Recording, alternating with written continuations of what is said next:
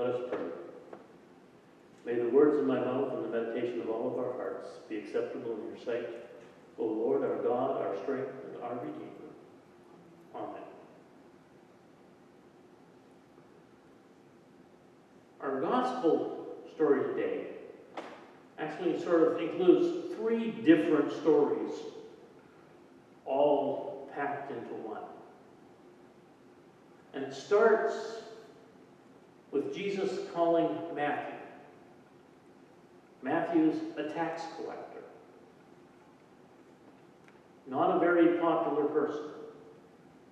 They're not popular in our day, and they were even less popular in Jesus' day.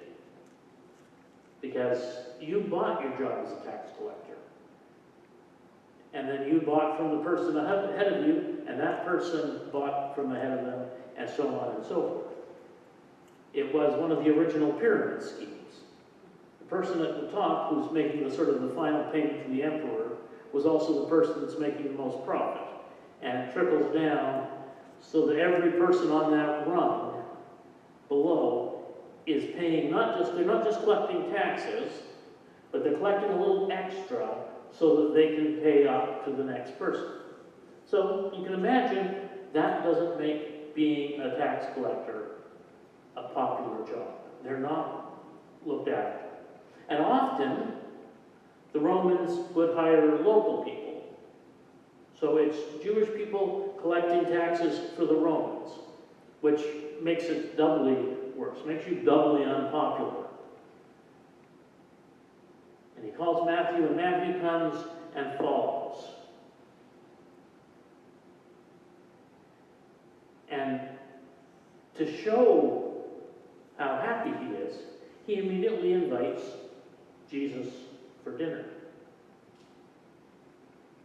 Because what do you do when you celebrate? You sit down and you eat. And so not only does he invite Jesus, but he also invites all of his friends. And of course, if you're a tax collector, there's a good chance that most of your friends will be other tax collectors. And likely other people that aren't popular in society. I mean, unless you make it higher up on the tax collector ladder where you can afford to sort of buy friends. But then some of the religious leaders, they look at Jesus and they go, look at this guy. He eats with tax collectors and sinners. Which, if you think about it, means he'll eat with anybody. Because, if you want to know what a sinner looks like, there's this wonderful invention, and it's called a mirror. And every time one of us looks into that mirror, we see what a sinner looks like. Because none of us are perfect. We're all humans. And Jesus is welcoming. Jesus doesn't care that he's been invited to a group of people that society says you shouldn't have anything to do with them. He sees people through God's eyes. And so he sits with everybody.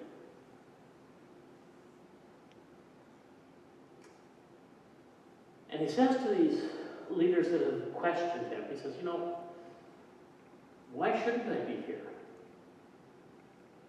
It's not healthy people that need a doctor. It's people who are sick. Now, let me just say, seeing a doctor when you're healthy is a good way of preventing getting sick. So I'm not encouraging anybody, just in case June there has any ideas, I'm not encouraging people not to see their doctor. But it's the sick that Jesus has come for. It's those who are broken in some way or another.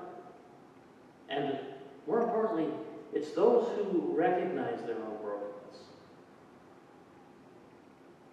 Doesn't mean we're particularly bad people. But we realize that things aren't what we'd like them to be. We're not the kind of people that we hope we're going to be. And that's why Jesus is there. That's why he's with that group of people that have been shunned by the rest of polite society. And in the middle of this dinner, somebody comes along and says, I need to speak to Jesus. My daughter is very, very sick. And so Jesus gets up from the meal and goes. And as he's going, a woman comes along who has been suffering from hemorrhages, from bleeding, for years and years.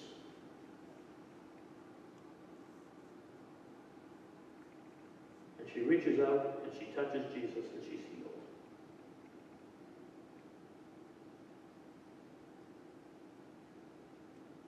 Because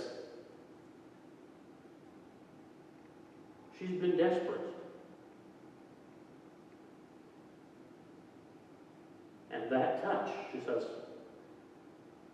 at the very least, it can't do any more harm, and I think it could do a whole lot of good. And Jesus says to her, go on your way. Your faith has made you whole. And he comes to the place where he's headed, and the young girl's dead, and the mourners are out there. And Jesus sort of says, outside. Takes the girl by the hand and raises her up back to life and restores her to her family.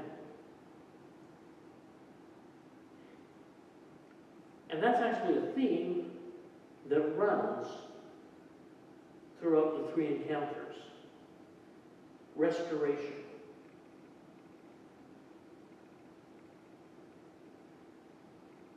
Matthew and his friends are outcasts. But Jesus goes to them and says, no, you belong. You're part of God's family. You are people God's love is shown for. And then we have the woman that touches his garment. She is outside because of pain, because of maybe being seen in violation of purity rules. But she is restored. She can once again participate in the life of the community.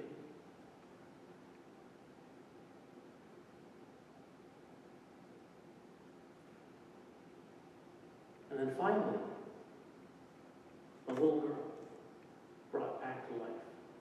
Restored, not just to life, not just given the opportunity to breathe again,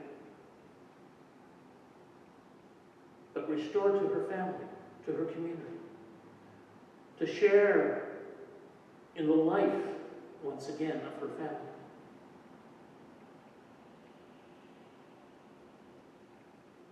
Jesus calls us to offer restoration, to welcome in those who have been set aside by society around us.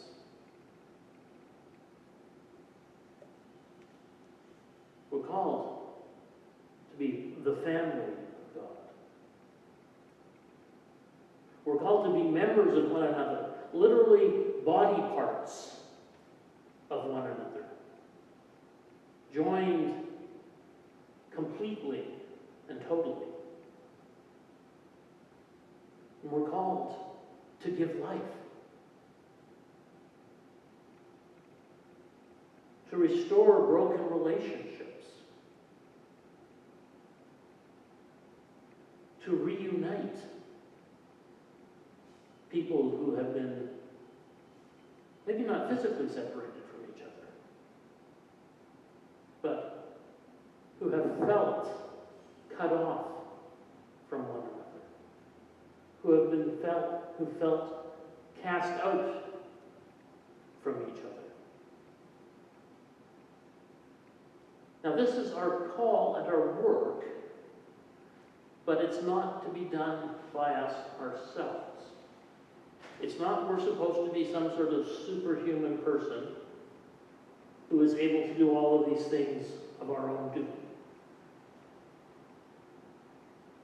We've just had the lead up from Easter to Ascension, to Pentecost, and to Trinity Sunday. In going through that period, in going through that process, we are to be reminded that it is the power and love of God, as evidenced in the cross, in the resurrection, in the ascension, in the sending of the Spirit, and finally, in the relationship of the Trinity itself. That is where we find our strength. That is where we find our will when our human will finds things difficult. Restoration is not something we can simply do on our own. There's bits we can do. No doubt about it. And I think that's maybe the best starting places. What are the things that I can do in and of myself?